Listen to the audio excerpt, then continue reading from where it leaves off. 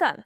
Today we're going to show how Crestron's AutoMeasure uses AI and computer vision to streamline your Automate VX setup. AutoMeasure uses AutoMeasure cubes with Aruco markers to automatically detect and calibrate the position of the microphones and cameras in the room. Let's take a look at how this works. We're going to start with the Intelligent Video Room Designer. You can see the current XYZ coordinates for the two ceiling microphones and the cameras. These values were entered during the design phase before the hardware was installed. Notice there are no pan, tilt, or roll values for the cameras yet. This front microphone is our origin point. Each AutoMeasure cube is labeled to match the microphone number in the room design. So microphone number 1 has AutoMeasure cube number 1 placed on it.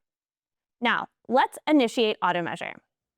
In the Intelligent Video Room Designer, I'll just open AutoMeasure here and click Start. The system begins scanning the room.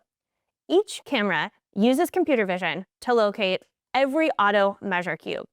And once the cameras have detected the cubes, AutoMeasure analyzes how the Aruco markers appear to determine their distance and angle.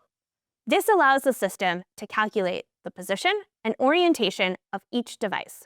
It only takes a few minutes and significantly reduces the amount of manual measuring and room design updates required.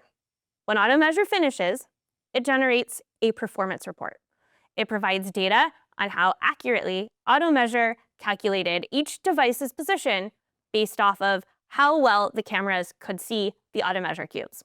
It helps confirm the quality of the measurement, and it includes the updated room design for your records. Now let's take a look at that updated design. The coordinates have been automatically updated, and now the cameras have accurate pan, tilt, and roll values. These measurements reflect the real-world installation without the risk of human error.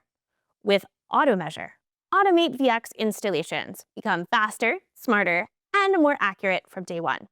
To learn more, please visit Crestron.com.